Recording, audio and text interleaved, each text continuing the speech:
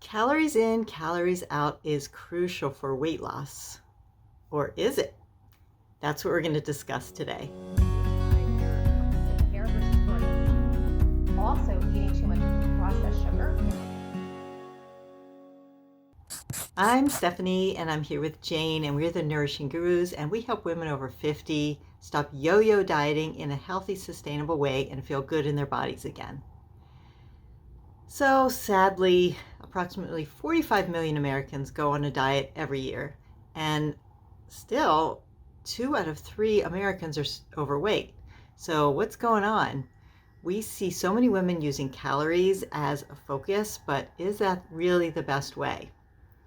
We want to dive deep on the topic of calories because it's what we consider one of the biggest myths when it comes to weight loss, and even more crucial as we get older. So we're going to discuss 5 reasons to step away from calorie counting and hope this gives you a sense of freedom. Now, when we talk about calories, let's just start with the basics. A calorie is a unit of energy, and we need energy, right? So unfortunately, however, the latest research shows that a calorie is not just a calorie. It's just not that simple. We know that the age-old mantra, calories in, calories out, has been used. It's been the gold standard for eons, but we're going to cover 5 reasons why we are not supporters of this concept. All right, let's get started. Number 1, calorie counting distracts you from looking at the quality of your food. So it's critical to understand that different foods react differently in our bodies. We're all different. The foods are all different, different makeups. The food we eat directly affects the hormones that regulate when and how much we eat, as well as how efficient our metabolism works. And we see so many women eating processed foods that are low in calories, thinking they're doing the right thing, and this can actually backfire. For one, many of the additives in processed foods that are often touted as low calorie can disrupt the function of our digestion and hormones, and some of these chemicals are also known as obesogens. Obesogens can contribute to not only weight gain, but heart disease, diabetes, high cholesterol, just to name a few. And we have a video on this whole topic, so we definitely suggest you check it out. We'll link it below. But here's a good question for you. Will eating 100 calories of a chemically processed chips or a candy bar have the same effect in your body as 100 calories of broccoli? So we hope your answer to that question was a resounding no. When we're eating foods that are whole foods, nutrient-dense foods like cauliflower and avocados and berries and salmon, they are going to have a vastly different effect on our hormones, on our appetite, on our metabolism than an equal amount of calories from more processed foods. Like many women we see are eating these low-calorie yogurts like the one you see here. So if you look at the contents, there's a lot of chemicals in the ingredients. We have modified food starch, we have asulfame potassium, sucralose, a lot of them have food dyes. These are really nasty artificial sweeteners and chemicals that mess with our bodies. And yeah, the calories are low, but that's not going to outweigh the negative effects from the other ingredients. So we have a really cool video you might want to watch out for. We'll link to the description below called 6 Foods to Stop Eating Now. So check that out. It has even more information about some of these tricky foods that you might think are healthy that actually aren't. When you really focus on nourishing your cells and giving them what they need, rather than worrying so much about how many calories you're eating, your cells are going to support you because basically you're feeding your cells to work more efficiently. And cell efficiently is so vital as we get older. We're going to be less hungry, we're going to have more energy, our moods are going to be better, and we're going to release cellular trapped weight. So that sounds good, right? So that wraps up our number 1 reason why we don't support calorie counting as a weight loss method. Okay, let's move on to number 2. Our next reason is that it's actually not all that accurate. So this might be really surprising, but the FDA allows a 20% margin of error on food labels. So the 100-calorie snack might actually be 120 calories. And while that might not sound like a lot over time, it can add up. So if you base your food decisions just on calories and you're not even sure exactly how many you're getting in, then that can be confusing and like it doesn't really hold a lot of merit. So that's just something else to think about. Okay, let's move on to number 3 and 4, and Stephanie's going to take you through those.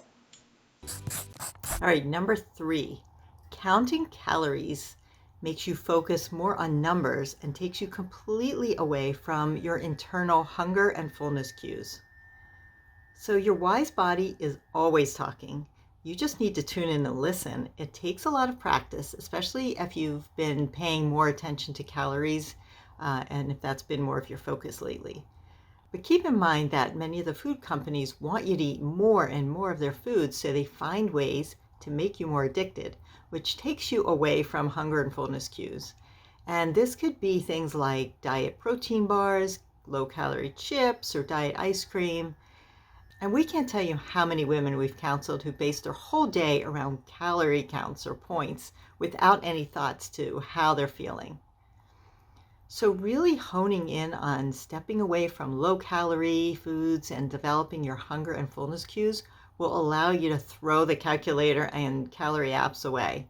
So we realize this can be a little scary at first for some people, but really learning the right foods to eat for your health is going to make a world of difference long term. Having said that, there is a retraining step that has to happen, and if you notice you happen to have a larger appetite, you want to check out our video on appetite control, and we'll link that below. All right, moving on to number 4. It gets tiring and feels restrictive and increases the chance of activating what we call your inner rebel. So, of course, there's a part of you who wants to eat healthy and take good care of yourself, but there's also the other side, that she's on this shoulder here, who does not want to be bossed around, especially when you're feeling deprived or trying to be too strict. We call her our inner rebel, and she's often triggered by calorie counting. So if you've ever had the thought, oh, screw this, I'm going to eat whatever I want, I'm tired of counting, I'm sick of this, that's your inner rebel talking. So you don't want to trigger her too much, and that's another reason to watch being too restrictive and counting the calories too much. Moving on to number 5, calorie restriction can slow metabolism. We cannot tell you how often we see women who undereat because they're trying to reduce their calorie intake for weight loss, but they go too low, and this actually does not support their metabolic health, and again, backfires. So regularly eating way fewer calories than your body needs can cause your metabolism to slow down. Several studies show that low-calorie diets can decrease the number of calories the body burns by as much as 23%. And please keep in mind that if you're consistently losing too much weight too fast, especially after the first couple of weeks, you're likely losing muscle versus fat, and that's the last thing you want to be doing. Muscle cells burn 8 times the amount of calories than a fat cell, so you're in fact reducing your calorie burning potential. A safe rate of long-term weight loss is anywhere between a half a pound to 2 pounds a week. And so while someone losing a half a pound a week may not feel like they're making much progress, it really adds up over time, and please know that you're maximizing your fat loss. So that's really amazing. Rapid weight loss through severe calorie restriction is a big reason why more than 80% of women, and men too, regain the weight once they go off their calorie restricted diets. So we've actually had many clients go through our programs like our Mega Energy Breakthrough, and they were so surprised to find that they lost weight even though they were eating more calories than they were used to, because they were enhancing instead of depleting their metabolism. That's the key, ladies. So let's sum this up. It is important to choose foods based on their nourishing qualities, not their calorie counts. Of course, we still have to manage our portions wisely, okay? We don't want to swing in the other direction and be eating all these wonderful healthy foods in overabundance either. That's not going to benefit us. But we can tell you from experience, our own experience and hundreds of clients' experiences, that when the foods you choose are nourishing and well balanced, you will be satisfied while nurturing your cells at the same time. As always, thank you so much for watching. If you know anyone who would benefit from this information, please share it with them. And don't forget to like, subscribe, and hit the bell to be notified of future videos as we have even more helpful tips for living healthy after 50.